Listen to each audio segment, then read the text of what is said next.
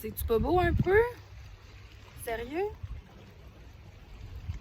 Un petit cake tout là, tout pour moi, tout sûr. Tranquille. Pour faire une petite vidéo. Ou peut-être long, je le sais pas.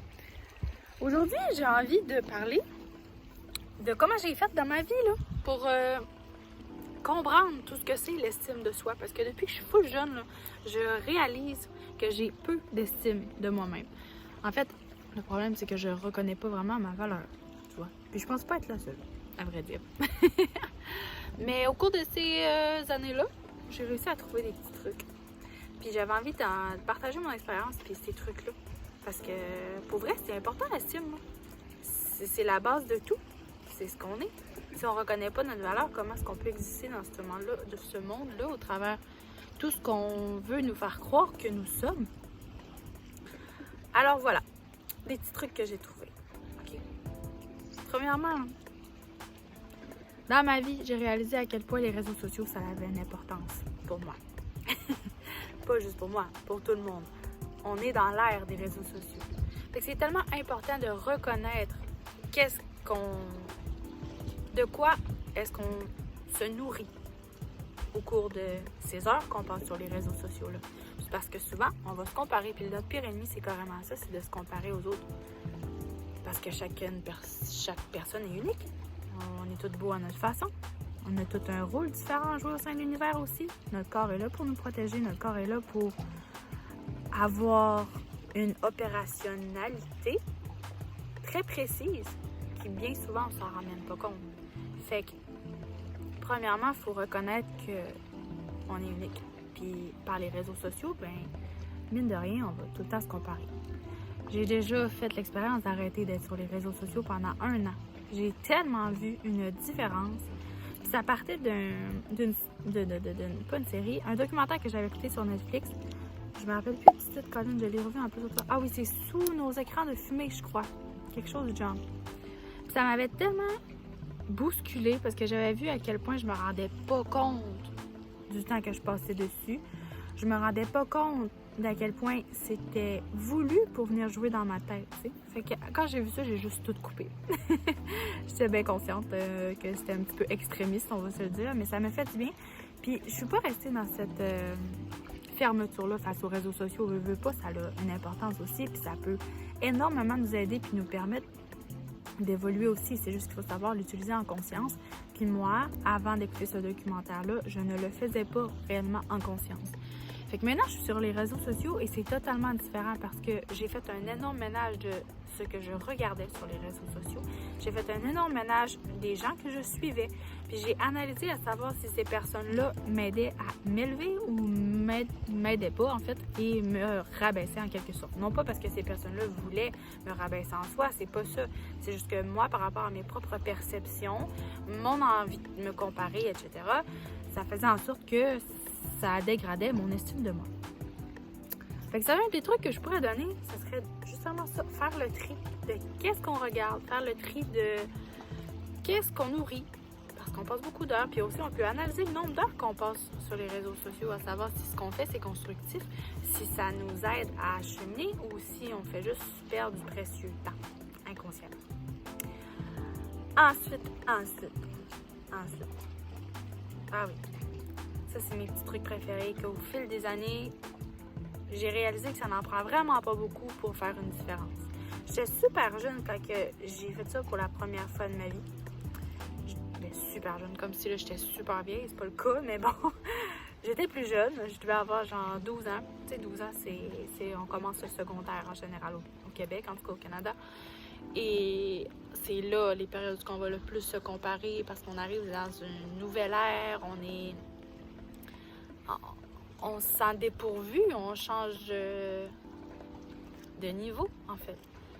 Et avec des gens nouveaux, avec une mentalité différente, on sent en nous que ça change, il y a nos hormones, etc.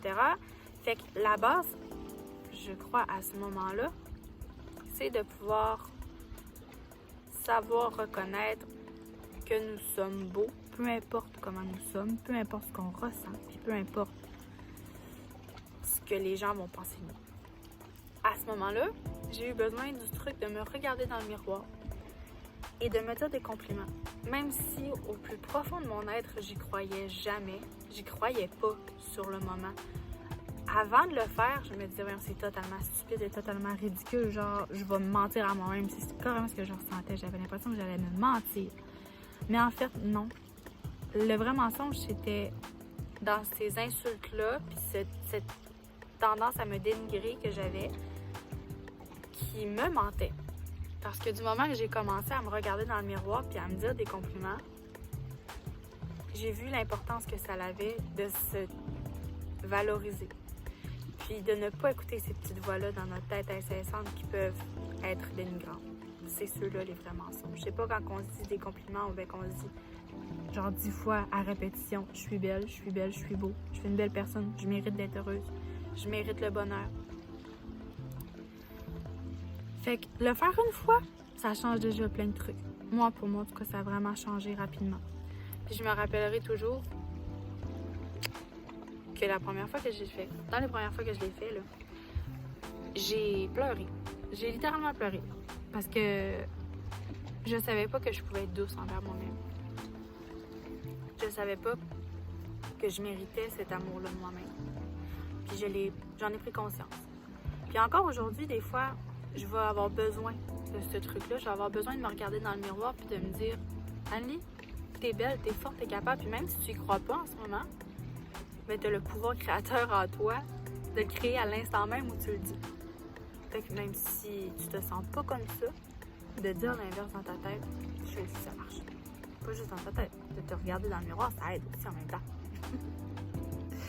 Après ça, j'ai trouvé un autre truc aussi, c'est d'écrire des compliments dans le miroir. Parce que le miroir, c'est notre propre reflet. C'est souvent à ce moment-là qu'on va soit se juger ou soit se valoriser parce qu'on va être confronté à sa propre image. Fait que moi, qu'est-ce que je faisais, c'est que j'écrivais des phrases comme exemple, comme celle que je viens de dire, tu sais, t'es belle ou t'es forte, t'es capable, crois en toi, t'es une âme créatrice, t'es capable de tout, si tu le veux, bref. J'écrivais des phrases positives qui m'élevaient, qui me faisaient du bien. C'est comme ça, à force de lire, inconsciemment, on l'enregistre. Ça fait en sorte qu'on a une meilleure estime de soi au quotidien. Quel autre truc? Ah oui, un truc que j'ai eu à faire, c'est de faire une liste de tous les points que j'aime de moi-même. Que ce soit physique, que ce soit intérieur. C'est important d'écrire cette petite liste-là de toutes les choses qu'on aime. Puis encore une fois, du moment qu'on le fait, il y a quelque chose là-dedans qui change. Puis on sous-estime à quel point l'action peut faire la différence. Ça prend pas 40 ans à se dire qu'on est beau ou belle pour arriver à faire le changement. C'est très, très, très rapide au contraire. Il faut juste avoir le guts de le faire la première fois. Puis d'oser. S'apporter cet amour-là à soi-même. C'est tellement beau, je capote. J'avais fait gris aujourd'hui, mais quand même. C'est tout brumeux, mais c'est pas grave, ça change rien. On dirait qu'il fait soleil dans l'énergie. Bref. OK. Fait que ça, c'est pas mal ça pour les petits trucs que j'ai trouvés. Arrêtez de se comparer. Vraiment, c'est le meilleur des conseils que j'ai. C'est le plus gros des défis que j'ai aussi, moi, jusqu'à aujourd'hui, que je travaille là-dessus. Ça fait des années et des années. C'est totalement humain. C'est d'accueillir aussi le fait qu'on se compare, on se juge constamment, on s'en rend même pas compte, mais c'est correct. C'est normal. On est beaucoup à faire ça. Mais du moment qu'on arrive à en prendre conscience et qu'on met en place des actions pour faire différent, on a gagné. On a déjà gagné la partie. On dit que 50% de prise conscience, c'est 50%. Non, prendre conscience de quelque chose, c'est 50% déjà réussi. Bon, voilà. Après, il reste juste à faire le +1 de tes actions pour que ça change. Puis après ça, on dirait qu'il y a une petite énergie magique qui se met en place. Puis wouh, tout vient à toi. Tout change. Être à l'écoute de nos pensées. Ouais. Ça revient encore au même parce qu'on s'en rend pas compte à quel point on se dénigre. Mais mon Dieu qu'on le fait, puis mon Dieu qu'on se compare, puis mon Dieu qu'on juge. Fait que si tu es moindrement à l'écoute de ces pensées-là, de ce qui se passe dans ta tête, c'est déjà un gros pas. Est-ce que je... Quoi? Ah oui, dernière chose. Dernier des trucs que j'ai trouvé qui, mon Dieu, est pas toujours évident Mais quand on se sent dans le gouffre, quand on se sent tiré vers le bas par nos pensées, puis qu'on sous-estime notre valeur, un des meilleurs trucs, c'est d'en parler. C'est d'oser s'ouvrir parce que c'est pas honteux de ne pas se sentir à la hauteur. C'est pas honteux de ne pas se sentir top shape. C'est d'en parler à des gens de confiance, premièrement, pas à n'importe qui nécessairement, tu sais, parce que là, quand on est au plus bas de nous autres, faut pas non plus, mettre du feu sur le feu. Je sais pas comment dire. On va vers des personnes qu'on aime, des personnes à qui on sait qu'on peut faire confiance. Puis on lui dit tout simplement, regarde, aujourd'hui, je file comme une marde. Aujourd'hui, je me sens dégueulasse, puis je ne sais pas pourquoi. Puis automatiquement, d'en parler, ça change à l'intérieur de nous parce qu'on sort la merde énergétique qu'on entretient, puis qu'on rumine, Et cette personne-là qui nous aime va juste venir nous envelopper puis nous rappeler à quel point on est des êtres incroyables, puis à quel point notre valeur, elle est grande, puis à quel point on est important. Même quand on sent comme la merde. Donc voilà.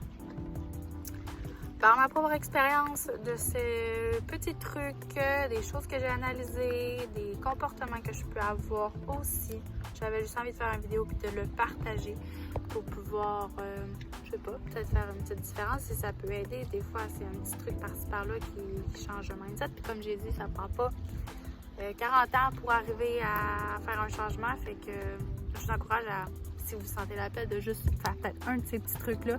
Même si vous sentez que vous avez une bonne estime de vous, c'est pas nécessaire d'attendre d'être au plus bas. Au contraire, en fait, il faut entretenir cette relation-là avec soi-même d'amour et de reconnaissance de notre estime, de notre valeur pour garder toujours une estime haute. Et estime, c'est, parenthèse, c'est important de ne pas voir ça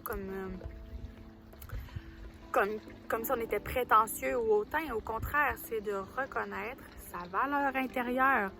Et ça passe aussi par le physique, parce que le physique est une représentation de ce qu'on est à l'intérieur, vous voyez? Donc, c'est pas hautain de le faire, c'est pas hautain de vouloir avoir une bonne estime de soi, de croire en soi, après pouvoir avoir confiance en soi. Donc voilà, c'est tout pour mon petite vidéo. Ça fait un petit bout que je parle. Ça passe vite, ça passe très vite. D'habitude, je regarde le temps et je suis comme my God, ça va de bon sens. Mais là, je pense que ce que j'ai dit, ça venait vraiment de mon cœur. Je ne me suis pas rendu compte trop du temps qui passait. Fait que je vous fais de gros bisous. Et je vous aime fort. À la prochaine vidéo. Bye!